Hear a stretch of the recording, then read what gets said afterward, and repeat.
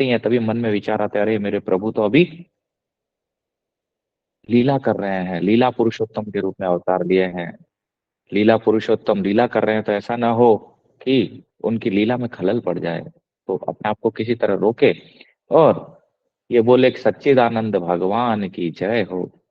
बोले, भगवान को देख करके प्रणाम करके सती जैसे ही देखी तो सती के मन में डाउट आया कि अरे इनको प्रणाम कर रहे हैं, तो सामान्य मनुष्य है जो अपनी पत्नी को खोजते हुए घूम रहा है जंगल जंगल में, सीते सीते कहता हुआ, इनको कैसे प्रणाम कर सकते हैं, ये तो शिव है, इनको तो देवता दानव मानव बड़े बड़े ऋषि मुनि इनका भजन करते हैं और ये एक सामान्य मनुष्य को प्रणाम कर रहे हैं, ऐसा कैसे हो सकता है। काफी विचार करने के बाद सती प्रश्न करती है शिव से। प्रश्न में शिव जी बहुत तरह से समाज समझाते हैं, देवी यही वो रामचंद्र हैं जिनका मैं भजन करता हूँ, यही अनादि अजन्मा परम पुरुष हैं जिनका वेद पुराण स्तुति करते हैं, निरंतर गान करते हैं। पर ये बात सती जी को समझ आती नहीं है, तो सती जी मानती नहीं है। तो शिव जी बोले, देवी जाओ परीक्षा ले लो, पर अपने विवेक का इस्तेमाल करना। परीक्षा लेते समय सती जाती है शिव जी का सीता का रूप धारण करके। जब वो जाती है तो भगवान राम उनको देख करके बोलते हैं, हे दक्ष कुमारी, वृष केतु को छोड़ कर क्या कहाँ जंगलों में घूम रही हो।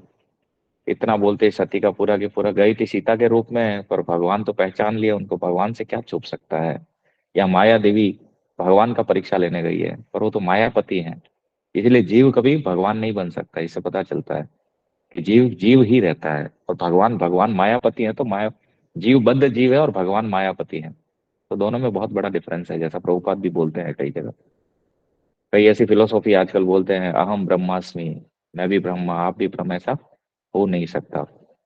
तो आगे जब निरूपण करते हैं, जाती है सती वहां से निकलती है, निकलते उनका सर चकरा जाता है, तो पीछे भगवान रामचंद्र जी क्यों दयालु हैं वो, तो पीछे पीछे राम लक्ष्मण जानकी। इधर तो अब जानकी जी को देखो श्रावण ले गया, अब लेकिन भगवान कैसी माया प्रकट लीला प्रकट करते हैं कि तीनों के दर्शन करती है वो। और देखते हैं करोड़ों शिव, करोड़ों ब्रह्मा, करोड़ों विष्णु अपनी अपनी शक्ति के साथ उनका स्तुति और आरती कर रहे हैं, शंखनाद हो रहा है। देखते ये सारे बदल रहे हैं, पर राम लक्ष्मण जानकी जी नहीं बदल रहे, केंद्र में जो है वो नहीं बदल रहे। जब ये सती ये देखती हैं तो उनका सर चकरा जाता है, पुनः शिव जी के पास पहुंचती है। शिव जी पूछते हैं, देवी कैसा रहा एक्सपीरियंस। तो बोलते हैं, आपके इष्ट मेरे इष्ट प्रणाम करके आ गई मैं। शिव जी त्रिकाल दृष्टि से देख लेते हैं क्या हुआ था वहां पर, और मन ही मन ये संकल्प करते हैं कि देखो ये मेरी माँ का रूप लेके गई, तो इस जन्म में मैं इसको पत्नी रूप में स्वीकार नहीं कर सकता। पुनः फिर जैसा कि हमने सुना था कि किस तरह से दक्ष का यज्ञ होता है, सती स्वाहा होती है, पुनः हिमाचल राज के घर में पार्वती के रूप में अवतरित होती हैं। और उनके अवतरित होने के बाद हमने देखा था नारद जी सप्तऋषि सबका आगमन होता है वहां पर।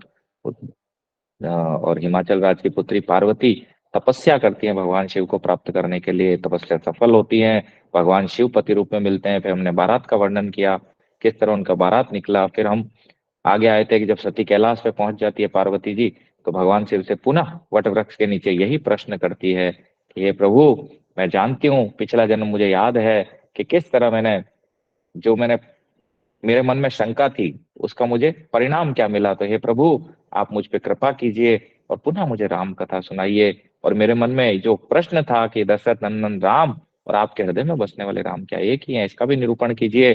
और ये यही यही परम पुरुष हैं, तो इनकी कथा मुझे सुनाइए, जन्म कर्म इन सब का मुझे कथा सुनाइए, जो मैंने पूछा है वो भी सुनाइए, जो नहीं पूछा है वो भी आप उसको सुनाइए।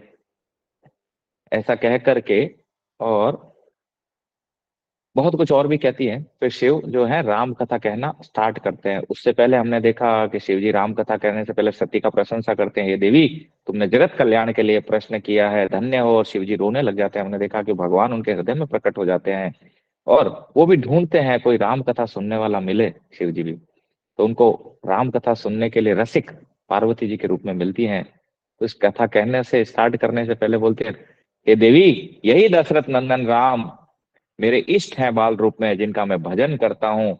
यही वे अजन्मा परम पुरुष परमेश्वर हैं, जिनका संपूर्ण वेद पुराण भी जिनका स्तुति का गान करते हैं। हे देवी यही वे हैं।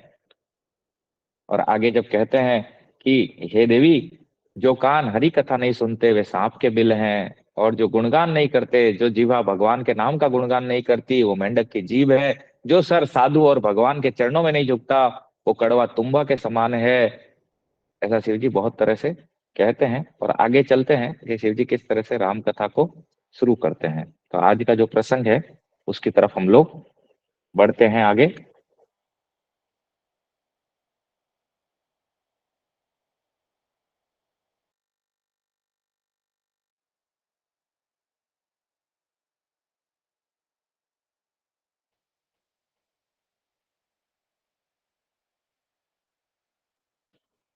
मनिंदर जगदीश प्रभु, मनिंदर जगदीश प्रभु, मेरा वॉइस आ रहा है आपको? हरे कृष्ण प्रभु जी। आ रही है प्रभु जी। प्रभु जी, योगिनी आनंद रविदास से मुझे फोन कर रही है, एक बार उसको बोल दो ना कि क्लास चल रही है, फोन ना करे। अच्छा, बोलता हूँ। ठीक है प्रभु। तो आगे की क्लास में चलते हैं हम लोग कि उसमें शिव जी फिर बताए थे कि किस तरह से भगवान राम अलग अलग कल्प में अलग अलग लीला करते हैं। रावण भी अलग अलग होते हैं, हमने देखा था किस तरह से एक बार जय विजय बनते हैं, एक बार प्रताप भानु महाराज बनते हैं, एक बार वृंदा देवी के जो पति हैं वो रावण का रोल प्ले करते हैं। तो भगवान हर कल्प में अलग अलग लीला करते हैं, ऐसा शिव जी बताए। फिर बोले एक कल्प में ऐसा हुआ था कि नारद जी ने भगवान को श्राप दिया। तो सती पूछी, अरे नारद जी तो ज्ञानी है, वो भगवान को क्यों श्राप देंगे, भगवान के इतने बड़े भक्त हैं। तब शिव जी कहते हैं कि भगवान जिससे जो कराना चाहते हैं ना, क्या ज्ञानी और क्या मूर्ख, जिससे जो कराना चाहते हैं वो करा लेते हैं, और उसी क्षण वैसा ही हो जाता है जैसा वे सोचते हैं। अब आगे चलते हैं हम लोग। हिमगिरि गुहा एक अति पावनी, बह समीप सुर सरी सुहावन, आश्रम परम पुनीत सुहावा, देखी देव ऋषि मन अति भावा, निरखि शैल सरी विपिन विभागा, भयउ रमापति पद अनुरागा, सुमिरत हरि शाप गति बाधी, सहज विमल मन लागे समाधि, मुनि गति देखि सुरेश डेराना, काम ही बोल कीन सन्माना, सहित सहाय जाहु मम हेतु, चले हर सिहिय जल चर केतु, सुना सिर मन महु असी त्रासा, चहत देव ऋषि मम पुर बासा, जे कामी लोलुप जग माही, कुटिल काक एव सब ही डेराई, सुख हाड़ ले भाग सठ, स्वान निरखी मृगराज, छीन ले जनि जान चढ़, तिमि सुर पत ही न लाज, सियावर रामचंद्र भज जय शरणम। जय सिया राम, जय जय सिया राम, जय सिया राम, जय जय सिया राम। अब शिव जी यहाँ नारद जी को जो नारद जी श्राप देते हैं उसका निरूपण करते हुए आगे की कथा को शुरू करते हैं कि हिमालय पर्वत में एक पवित्र गुफा थी, उसके समीप ही सुंदर गंगा जी बहती थी। वह परम पवित्र सुंदर आश्रम देखने पर नारद जी के मन को बहुत सुहावना लगा। पर्वत, नदी और वन के विभागों को देखकर नारद जी का लक्ष्मीकांत भगवान के चरणों में प्रेम हो गया। भगवान का स्मरण करते ही उन नारद मुनि के शाप की, जो शाप उन्होंने दक्ष प्रजापति ने दिया था और जिसके कारण वे एक स्थान पर ठहर नहीं सकते थे, गति रुक गई और मन के स्वाभाविक निर्मल होने से उनकी समाधि लग गई। बोले नारद जी उस स्थान पर पहुंचे जहां सुंदर गंगा जी बह रही थी और हिमालय के पर्वत में एक पवित्र गुफा थी। वो बड़े सुंदर पर्वत, बड़ा मनोरम दृश्य था। उसको देख करके नारद जी भगवान का स्मरण किए और वहीं रुक गए। नारद जी को दक्ष प्रजापति का श्राप था कि वो एक जगह रुक नहीं सकते, जैसा कि आप भागवतम में सब सुने होंगे इस कथा को। नारद जी जब वहां रुके तो नारद मुनि की तपोमय स्थिति, तपस्या में चले गए वहां पे, समाधि में, समाधि लग गया। नारद जी की समाधि को देख करके, जैसा कि होता ही है, देवराज इंद्र डर गया। उसने कामदेव को बुलाकर उनका आदर सत्कार किया और कहा, मेरे लिए तुम अपने सहायक सहित नारद जी की तपस्या भंग करो। यह सुनकर मीन ध्वज, ठीक है, हमने देखा था कि कामदेव का जो है झंडा, जो फ्लैग है, उस पर मछली रहती है, मीन ध्वज है वो। और कामदेव जी के, ठीक है, मन में प्रसन्न हुए और देव नारद जी की जो समाधि थी उसको भंग करने के लिए चले। इंद्र के मन में यह डर हुआ कि देवर्षि नारद मेरी पूरी अमरावती का निवास चाहते हैं। जगत में जो कामी और लोभी होते हैं वे कुटिल कौवे की तरह सबसे डरते हैं। देखो देवराज इंद्र के बारे में क्या बोला गया है। बोले जो कुटिल और कामी होते हैं, लोभी होते हैं, वे कौओं की तरफ सबसे डरते हैं। अरे मेरा ये छीन लेगा, मेरा ये छीन लेगा। ऐसे ही इंद्र को हमेशा टेंशन बनी रहती है कि कोई तपस्या करता है और इंद्र की टेंशन बढ़ जाती है। इसलिए स्वर्ग नहीं चाहिए हमें, स्वर्ग भी समस्या है, वहां भी देवता हैप्पी नहीं है, देखो, ठीक है।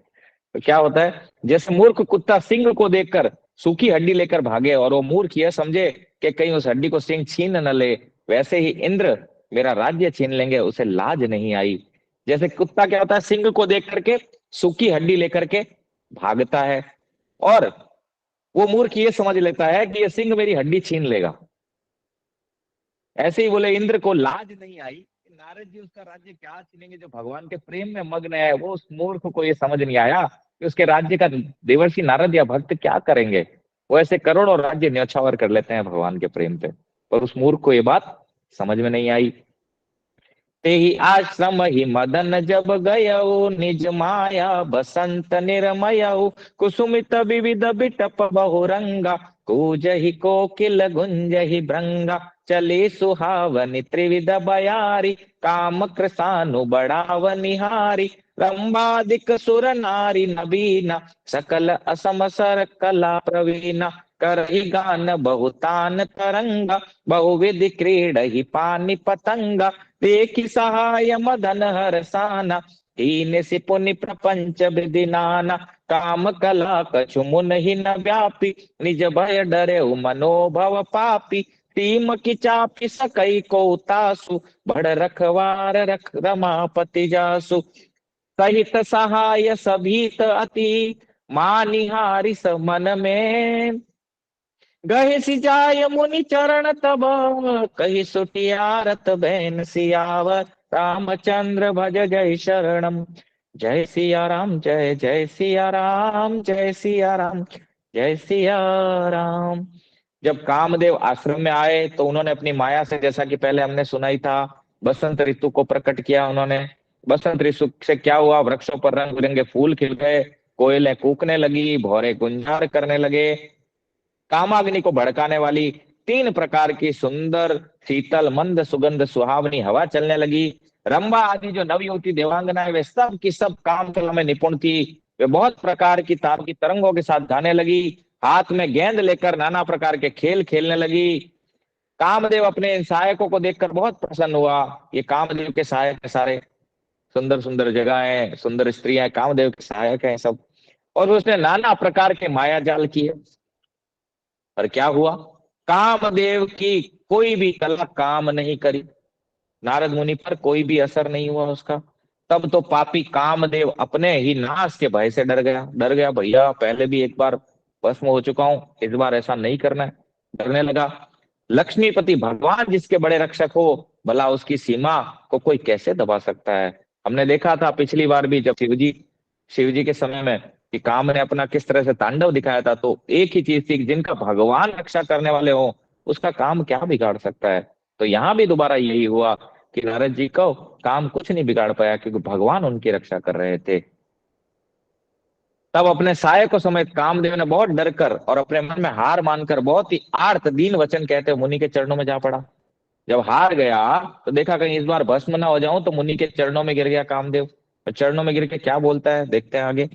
भयउ न नारद मन कछु रोषा, कही प्रिय बचन काम परितोषा, नाय चरण सिरुआय सुपाई, गयउ मदन तब सहित सहाय, मुनि सुशील मुनि सुशीलता आपनि करनी, सुरपति सभा जाय सब बरनी, सुनि सब के मन अचरज आवा, मुनि प्रशंसि हरहि सिरुनावा, तब नारद गवने शिव पाही, जिता काम अमिति मन माही, मार चरित शंकर ही सुनाए, अति प्रिय जानी महेश सिखाए, बार बार बिनवऊ मुनि तोहि, जिमि यह कथा सुनायहु मोहि, तिमि जनि हर ही सुनावहु कबहु, चलेहु प्रसंग दुरायहु तबहु, संबोधेन उपदेश हित, नहीं नारद ही सोहान, भारद्वाज कौतुक सुनहु, हरि इच्छा बलवान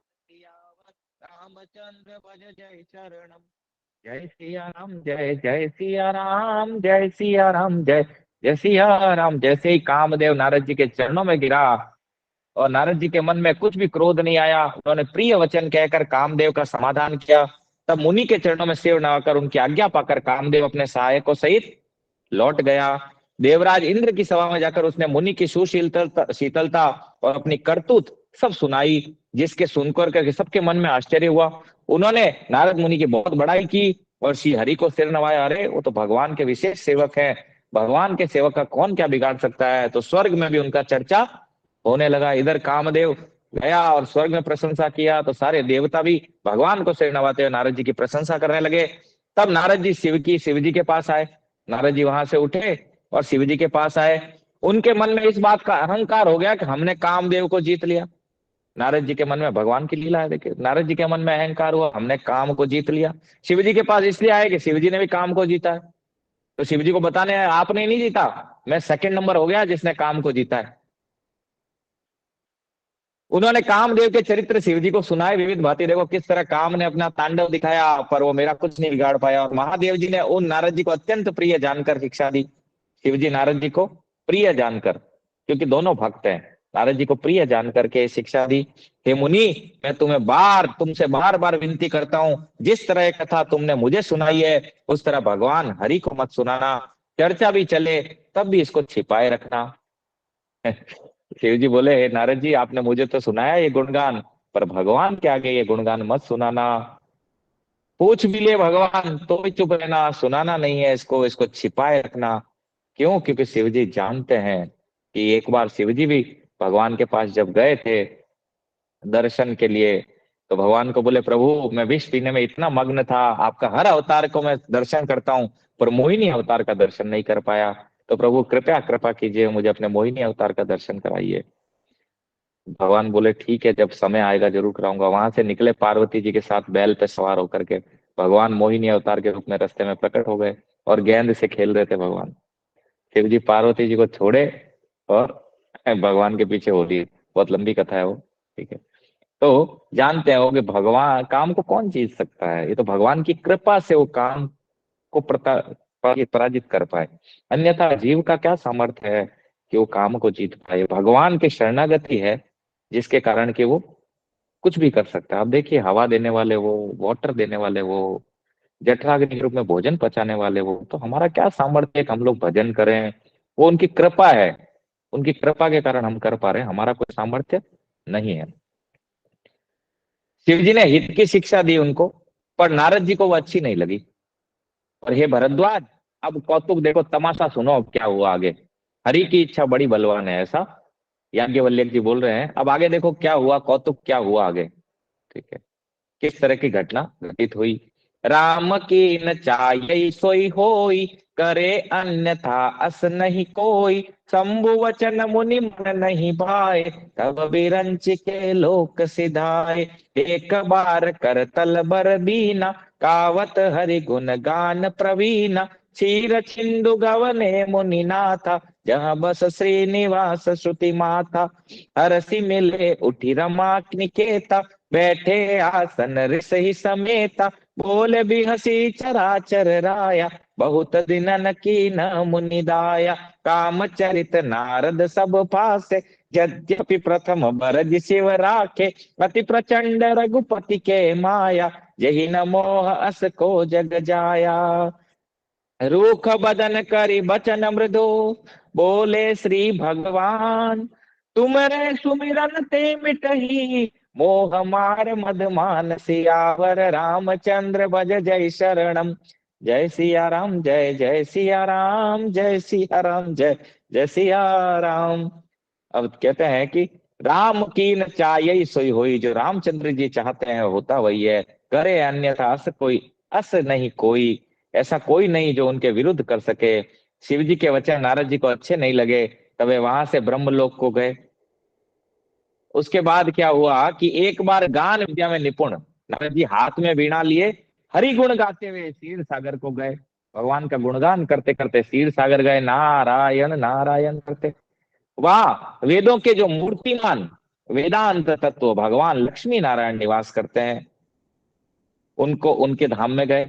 भगवान उठ करके बड़े आनंद से उनसे मिले। देखिए परम भगवान है, फिर भी उठ करके नारद जी से मिल रहे हैं। और क्या कर रहे हैं, नारद जी को आसन पर बिठाया है। भगवान उठ गए खुद और नारद जी को आसन पर बिठाया है।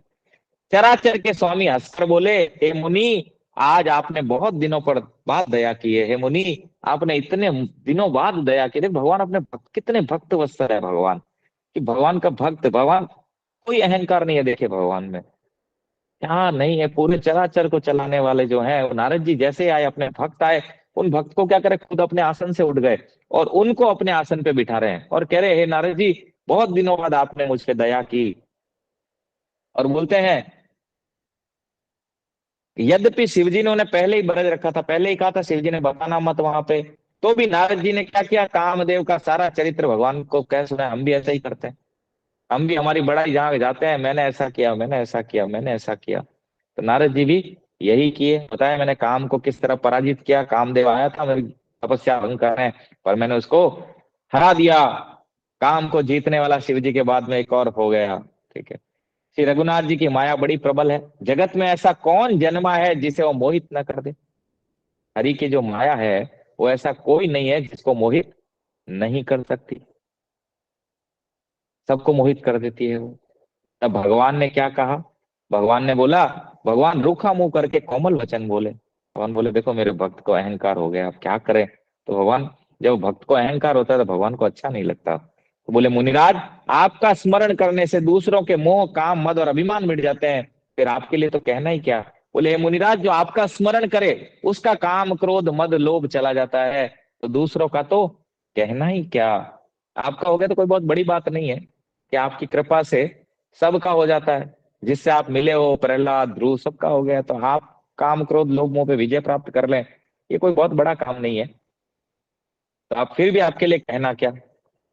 सुन मुनि मोह हो ये मन ताके, ज्ञान विराग हृदय नहीं जाके, ब्रह्मचर्य व्रत रत मति धीरा, तुम ही कि करई मनोभव पीरा, नारद कयहु सहित अभिमाना, कृपा तुम्हारी सकल भगवाना, करुणा निधि मन दीख बिचारी, उर अंकर हो गर्भ तरु भारी, बेगी सो मैं डारे हो उखारी, पन हमार सेवक हितकारी, पुनि करहित मम कौतुक होई, अवसि उपाय कर भी मैं सोई, तब नारद हरिपद सिर नाई, चले हृदय अमित अधिकाई, श्रीपति निज माया तब प्रेरी, सुनहु कठिन करनी तहि केरी, बिरचऊ मगमहु नगर तेहि, सत जो जन विस्तार, श्रीनिवासपुर ते अधिक, रचना विविध प्रकार, सियावर रामचंद्र भज जय शरणम, जय सिया राम, जय जय सिया राम, जय सिया राम, जय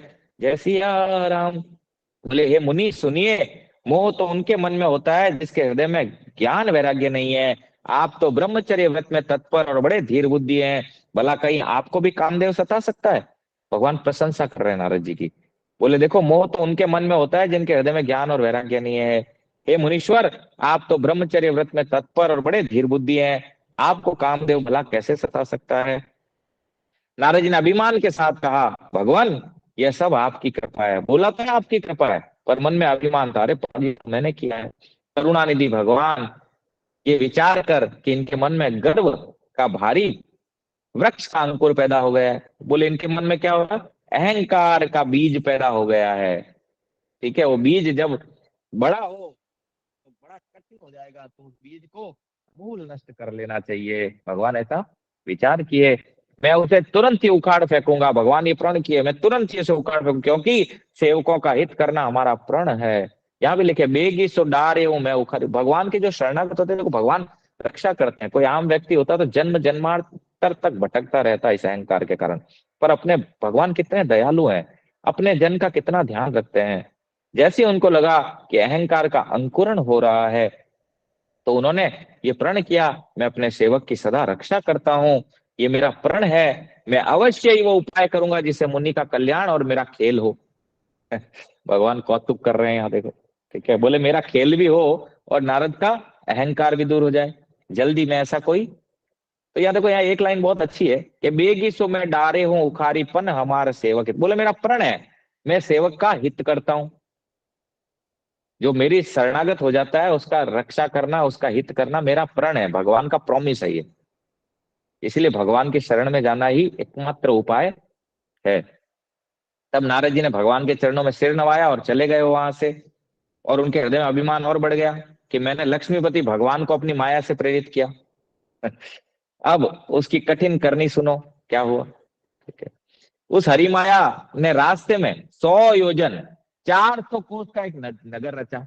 भगवान की माया, भगवान तो सोचे थे, भगवान तो केवल प्रण किए मन में देखो, और माया काम करना स्टार्ट कर दी। नारद जी वहां से निकले और माया ने क्या किया, 400 कोस का एक नगर बना लिया। और उस नगर को भांति भांति की रचनाएं, लक्ष्मी निवास, भगवान विष्णु के नगर बैकुंठ से भी अधिक सुंदर थी। तो नगर इतना सुंदर था कि बैकुंठ से भी सुंदर नगर बसाया माया देवी ने। आगे क्या हुआ, चलते हैं। बस ही नगर सुंदर नर नारी, जनु बहु मन सिजरति तनुधारी, तेहि पुर बसहि शील निधि राजा, अगणित है गए सैन समाजा, सत सुरेश सम विभव विलासा, रूप तेज बल नीत निवासा, विश्व मोहनीता सुकुमारी, श्री विमोह जिसु रूप निहारी, सोई हरि माया सब गुण खानी, शोभाता सुखी जाय बखानी, करई स्वयंवर सो नप बाला, आय गए आयत अगणित महिपाला, मुनि कौतुकी नगर ते ही गयऊ, पुरवासिन सब पूछत भयऊ, मुनि सब सुनि सब चरित भूप ग्रह आए, करि पूजा नप मुनि बैठाए, आनि दिखाई नारद ही भूपति राजकुमारी, कयऊ नाथ गुण दोष सबा, एहि के हृदय विचारि सियावर, रामचंद्र भज जय शरणम। जय सिया राम, जय जय सिया राम, जय सिया राम, जय जय सिया राम। वो जो 400 कोस का जो नगर रचा था, उसका वर्णन है यहाँ पे कि उस सुंदर नगर में बहुत ही सुंदर नर नारी बसते थे। बहुत से कामदेव रति ही मनुष्य शरीर धारण किए होते। बोले ऐसा लगता है कि कामदेव और रति ने ही मनुष्य शरीर धारण किया हो। उस नगर में सील निधि नाम का राजा था, जिसके वहां असंख्य घोड़े, हाथी और सेना के समूह थे। उसका वैभव और विलास 100 इंद्रों के समान था। वह रूप, तेज, बल और नीति का घर था। उस उसके विश्व मोहिनी नाम की एक कन्या थी, जिसके रूप को देखकर लक्ष्मी जी भी मोहित हो जाए। बोले लक्ष्मी जी से भी सुंदर कन्या थी उसकी। वो जो राजा था, ठीक है, सील निधि नाम था उसका, और विश्व मोहिनी, विश्व को मोहित करने वाली उसकी कन्या थी, जो बोलते हैं लक्ष्मी जी भी सुंदर थी, लक्ष्मी जी से भी। वह सब गुणों की खान भगवान की माया ही थी। उसकी शोभा का वर्णन कैसे किया जा सकता है। वह राजकुमारी स्वयंवर करना चाहती थी, इससे वहां अगणित राजा आए हुए थे। खिलवाड़ी मुनि नारद उस नगर में गए। जिसके साथ खिलवाड़ होने वाला है, बोले खिलवाड़ी है नारद, जिसके साथ ये लीला होनी है, वो उस नगर में पहुंचे और नगरवासियों से उन्होंने सब हाल पूछा। सब समाचार सुनकर वे राजा के महल में गए। राजा ने पूछा, पूजा करके मुनि को आसन पर बिठाया। फिर राजकुमारी को लाकर नारद जी को दिखाया और पूछा, हे नाथ, आप अपने हृदय में विचार कर इसके सब गुण दोष कहिए। जैसा कि पार्वती जी की सत के टाइम पे हुआ, ऐसा ही नारद जी को देख करके उन्होंने प्रणाम किया। प्रणाम करके बोला, इस कन्या के गुण और दोष बताइए हे नारद जी। देखी रूप मुनि बिरति बिसारी, बड़ी लार लगी रहे निहारी, लक्षणता सुबिलो की भुलाने, हृदय हरस नहीं प्रगट बखाने, जो एहि बरई अमर सोई होई, समर भूमि तेहि जीत न कोई, सेवई सकल चराचर ताहि, हरई सील निधि कन्या जाही, लक्षण सब बिचारी उर राखे, कतुक बनाय भूप सन भासे, सुता सुलक्षण कही नप पाही, नारद चले सोच मन माही, करो जाई सोई जतन बिचारी, यही प्रकार मोहि बरे कुमारी, जप तप कछु न हो ये तही काला, हे विधि मिलई कवन विधि बाला, यही अवसर चायई परम, शोभा रूप विशाल, जो बिलो की जय कुंवरी, तब मैले जय माल, सियावर रामचंद्र भज जय शरणम। जय सिया राम, जय जय सिया राम, जय सिया राम, जय जय सिया राम। देखो कैसा खेल हुआ है भगवान का। अब आगे क्या हो रहा है, उसके रूप को देख करके जैसे राजा ने पूछा शील निधि ने कि मेरी कन्या जो है विश्व मोहिनी, इसके गुण और दोष बताइए हे नारद जी।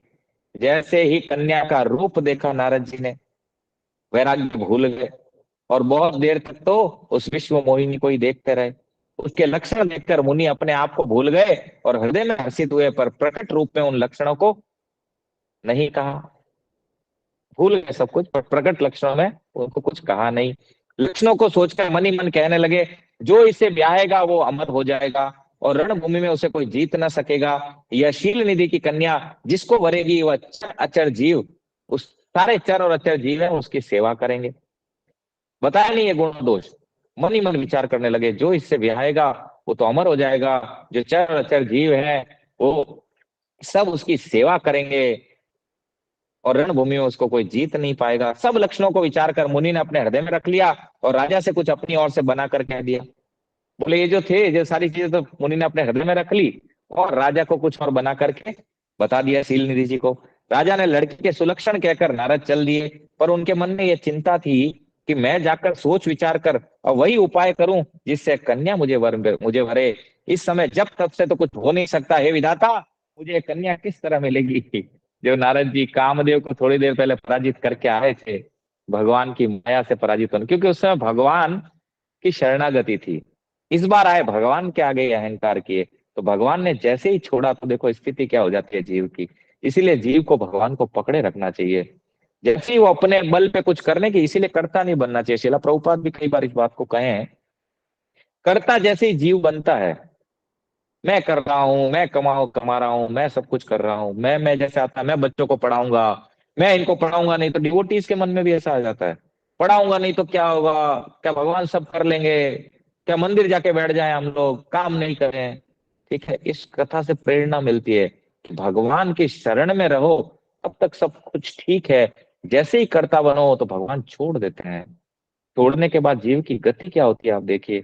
थोड़ी देर पहले काम को पराजित करने वाले नारद जी भगवान की माया से विमोहित हो गए और कुछ बताए नहीं और मन ही मन सोचने लगे कन्या मुझे कैसे मिलेगी। जब तब से तो कुछ होगा नहीं, लिमिटेड टाइम है, नगर अभी है और राजा को अपनी कन्या का विवाह भी करना है, तो ये विधाता कुछ ऐसा करो जिससे कि कन्या मुझे मिल जाए।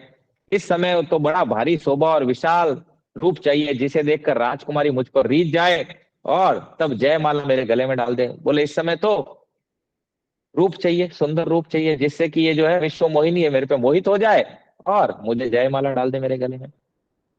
हरिसन मांगो सुंदरताई हो यही जात गहरो अति भाई, मोरे हित हरि सम नहीं को, ऐ अवसर सहाय सोई हो। बहु विधि विनय कीनत ही काला, प्रगटे हो प्रभु कौतुकी कृपाला। प्रभु बिलो की मुनि नयन जुड़ाने, हो यही काज ही है हर साने। अति आरती कही कथा सुनाई, करहु कृपा करी हो सहाय। आपन रूप देहु प्रभु मोहि, आन बाति नहीं पावो ओहि। यही विधि नाथ हो यहित मोरा, करहु सो बेगी दास मैं तोरा। निज माया बल देखी विशाला, यह हसी बोले दीन दयाला।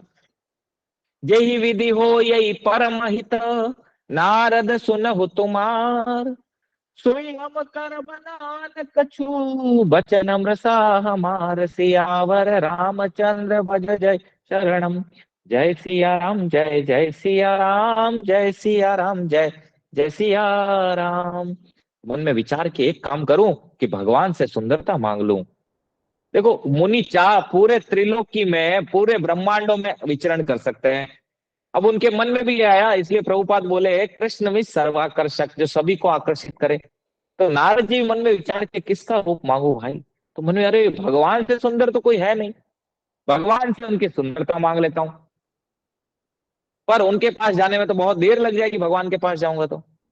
ठीक है, और भगवान हरि के अलावा मेरा हित कौन कर सकता है।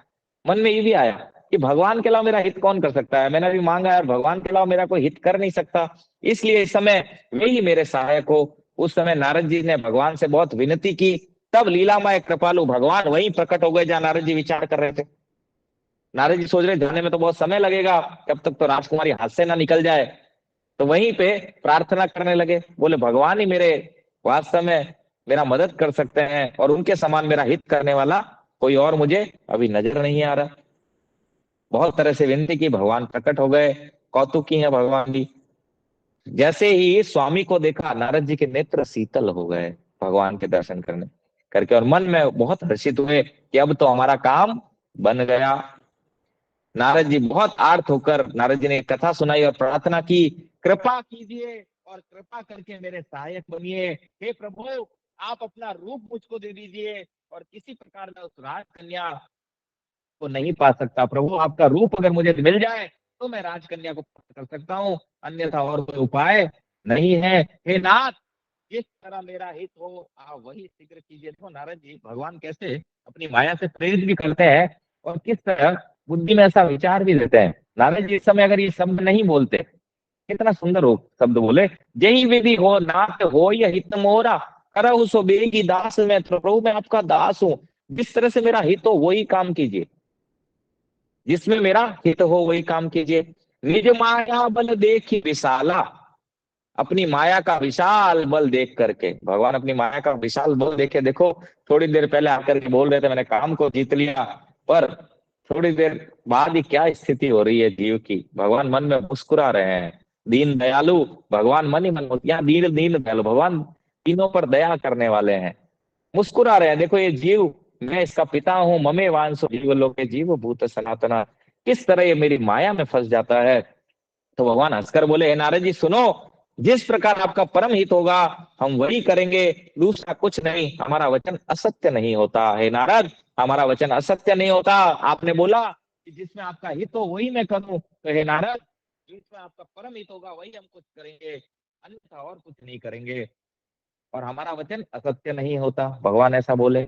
आगे देखते हैं क्या होता है। कुमथ मांग रुच व्याकुल रोगी, वेदन देह सुनहु मुनि जोगी, यही विद हित तुम्हार मैं ठयो, कही अस अंतर हित प्रभु भयो, माया विबस भय मुनि मूढ़ा, समुझ नहीं हरि गिरा निगूढ़ा, कवने तुरत तारि सिराई, जहाँ स्वयंवर भूमि बनाई, निज निज आसन बैठे राजा, बहु बनाव करि सहित समाजा, मुनि मन हरस रूप अति मोरे, मोहित जिया नहीं बारही न मोरे, मुनि हित कारण कृपा निधाना, दीन कुरूप न जाय बखाना, सो चरित्र लखि काहू न पावा, नारद जानि सबहि सिर नावा, रहे ता दुई रुद्र गना, तेजा नहीं सब भेद, विप्रवेश देखत फिरही, परम कौतुकी ते सियावर रामचंद्र भज जय शरणम, जय सिया राम जय जय सिया राम, जय सिया राम जय जय सिया राम। भगवान बोले कि हे योगी मुनि सुनिए, रोग से व्याकुल रोगी कुपथ मांगे तो वैद्य उसे नहीं देता, इसी प्रकार मैंने भी तुम्हारा हित करने की ठान ली है। ऐसा कहकर भगवान अंतर ध्यान हो गए। कितनी सुंदर बात भगवान यहाँ बोले हैं। गोस्वामी तुलसीदास जी कितना अच्छे से निरूपण किए हैं कि हे मुनि सुनिए, जैसे रोग से व्याकुल, जैसे किसी को पीलिया हो गया है मान लो, ठीक है, और वो जो पीलिया में नहीं खाने वाली चीज अगर मांगे, कुपथ्य मांगे, जो कि उस समय अलाउड नहीं है, तो वैद्य उसे नहीं देता। बोले ऐसे ही मैंने तुम्हारा हित करने की ठान ली है, मैंने मन में पहले ही ठान लिया था कि तुम्हारा हित मुझे करना है। ऐसा कहकर के भगवान अंतर ध्यान हो गए। माया के वशीभूत हुए मुनि ऐसे मूड हो गए कि वे भगवान की अगूढ़ स्पष्ट वाणी को भी न समझ सके। बोले माया से इतने मोहित थे मुनि नारद जी उस समय कि भगवान की एक गूढ़ रहस्यमयी वाणी को, बड़ी सुंदर स्पष्ट स्पष्ट था, भगवान बोले मैं ऐसे ही हित करूंगा जैसे एक रोगी का हित एक वैद्य करता है। पर नारद जी इस गूढ़ रहस्य की बात को उस समय समझे नहीं। क्यों? क्योंकि माया के वशीभूत थे वो। राजा लोग खूब सज धज कर समाज सहित अपने अपने आसन पर बैठे थे। मुनि नारद जी मन ही मन प्रसन्न हो रहे थे कि मेरा रूप बड़ा सुंदर है, मुझे छोड़ कन्या भूल कर भी दूसरे को न भरेगी। नारद जी ने विचार किया कि मेरा रूप बड़ा ही सुंदर है, और इस समय मेरे रूप को देख करके कन्या मुझे ही वर्ण करेगी, मुझे छोड़ कन्या दूसरे भूल कर भी दूसरे को न वरेगी। कृपा निधि भगवान ने मुनि के कल्याण के लिए उन्हें ऐसा कुरूप बना दिया कि जिसका वर्णन नहीं हो सकता, पर यह चरित्र कोई भी न जान सका। सबने उन्हें नारद ही जानकर प्रणाम किया। बोले भगवान ने उनको ऐसा रूप दिया कि कुरूप बना दिया उनको। अब पर कुरूप बनाया तब भी क्या हुआ, देखो बाकी सबको नारद जी के रूप में ही दिख रहे हैं, वो सभी प्रणाम कर रहे हैं उनको नारद जी देख करके। पर वहां शिव जी के गण भी थे, वे सब भेद जानते थे और ब्राह्मण का वेश बनाकर सारी लीला देखते फिरते थे, वे भी बड़े मौजी थे। बोले शिव जी के दो गण थे इस तरह, ठीक है, वो भी वहां उपस्थित थे और ये सब जानते थे वो सारी लीला। आगे देखते हैं क्या होता है।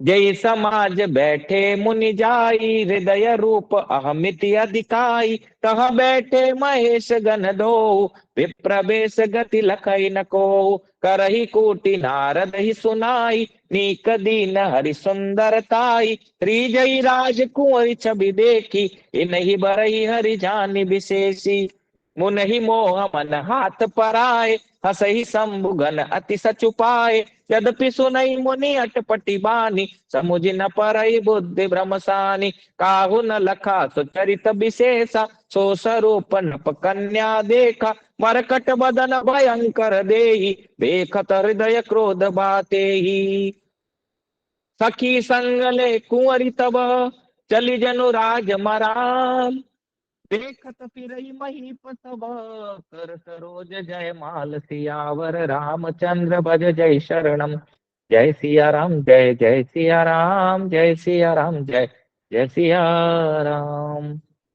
अब बोले जो शिव जी के दो गण थे, उन्होंने जब नारद नारद जी अपने हृदय में रूप का बड़ा अभिमान लेकर, ठीक है, समाज की पंक्ति में जाके बैठे, ये जो शिव जी के दोनों गण भी वहां बैठे थे, ब्राह्मण के वेश होने के कारण उनकी इस चाल को कोई जान नहीं सकता, ये शिव जी के गण है, ब्राह्मण का रूप बना करके बैठे। वे नारद जी को सुना सुनाकर व्यंग्य वचन कहने लगे, भगवान ने इनको अच्छी सुंदरता दी है, इनकी शोभा देखकर राजकुमारी रीझ ही जाएगी, और हरि वानर जानकर इन्हीं को खास तौर से वरेगी। वो दोनों व्यंग्य करने लगे कि भगवान ही प्रेरणा दिए उनको जाने का, भगवान की माया चल रही है, तो भगवान के ही गण है यहाँ पे सब। तो नारद जी को व्यंग्य कर करके बोले, अरे भगवान ने इसको इनको कितनी सुंदरता दी है, इनकी शोभा देखकर तो राजकुमारी रीझ ही जाएगी। बाकी सबको नहीं दिख रहा था, उन दो को दिख रहा था, राजकुमारी को दिख रहा था बस नारद जी का वानर वाला रूप, अन्यथा और किसी को नजर नहीं आ रहा था, और सबको नारद जी के रूप में ही दिख रहे थे वो। और बोले इनकी शोभा देखकर तो राजकुमारी रीझ ही जाएगी, और हरि वानर को बोलते हैं, जानकर इन्हीं को खास तौर से भरेगी। नारद मुनि को मोह हो रहा था, इसलिए क्योंकि उनका मन दूसरे के हाथ माया के वश में था। बोले नारद जी को मोह क्यों हो रहा था? क्योंकि इस समय माया का कंट्रोल था उनपे, खुद का कंट्रोल खो चुके थे। क्यों? क्योंकि भगवान की शरणागति छोड़ दिए थे कुछ टाइम के लिए, पर भगवान नहीं छोड़े। देखो कितनी सुंदर बात है कि जीव भगवान को छोड़ देता है, परंतु भगवान जीव को नहीं छोड़ते किसी भी परिस्थिति में। इस परिस्थिति में भी जीव के साथ है भगवान। यद्यपि मुनि उनकी अटपटी बातें सुन रहे थे, पर बुद्धि भ्रम से सनी हुई होने के कारण वे बातें उनकी समझ में नहीं आती थी। उनकी बातों को वे अपनी प्रशंसा समझ रहे थे। अरे बोले मेरे को कह रहे हैं सुंदर दिख रहा हूं मैं, जबकि वे हरि वानर बोल करके व्यंग्य कर रहे थे। इस विशेष चरित्र को और किसी ने नहीं जाना, केवल राजकन्या ने वह रूप देखा। उनका बंदर का सा मुंह और भयंकर शरीर देखते ही कन्या के हृदय में क्रोध उत्पन्न हो गया। जैसे वो कन्या ने देखा, नारद जी बार बार उनके पास जा रहे थे, मुझे वरमाला पहना, अरे सबसे सुंदर तो मैं ही हूँ। और कन्या ने देखा, अरे ये बार बार ये मरकट रूप का व्यक्ति, ठीक है, बार बार आकर के मुझे इंसिस्ट कर रहा है, क्रोध से। और तब राजकुमारी सखियों को साथ लेकर इस तरह चली मानो राजहंसनी चल रही हो। वह अपने कमल जैसे हाथों में जयमाला लिए सब राजाओं को देखती हुई घूमने लगी।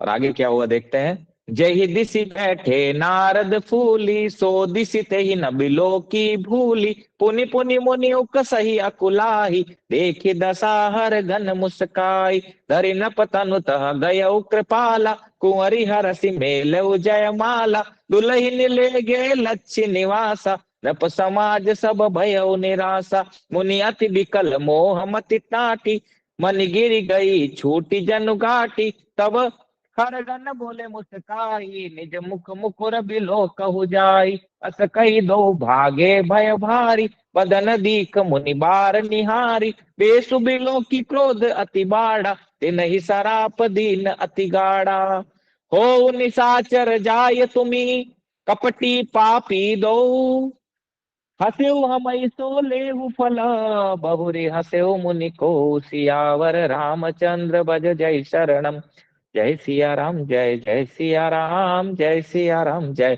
जय सिया राम। इधर नारद जी गर्व से फूले हुए बैठे थे, और वो जो विश्व मोहिनी है उसने भूल कर भी इनको ताका तक नहीं। नारद मुनि बार बार उचकते और छटपटाते, उनकी दशा देखकर शिवजी के गण मुस्कुरा रहे हैं। कृपालु भगवान भी राजा का शरीर धारण करके वहां जा पहुंचे। राजकुमारी ने हर्षित होकर उनके गले में जयमाला डाली भगवान के, और लक्ष्मी निवास भगवान दुल्हन को ले गए। सारी राजमंडली निराश हो गई, मोह के कारण मुनि की बुद्धि नष्ट हो गई थी। इससे वे राजकुमारी को गई देख बहुत विकल हो गए, मानो गांठ से छूटकर मणि गिर गई हो। तब शिवजी के गणों ने मुस्कुराकर कहा, जाकर दर्पण में अपना मुंह तो देखिए महाराज। ऐसा कहकर वे दोनों बहुत भयभीत होकर भागे। मुनि ने जल में झांक कर अपना मुंह देखा। अपना रूप देखकर उनका क्रोध बढ़ गया।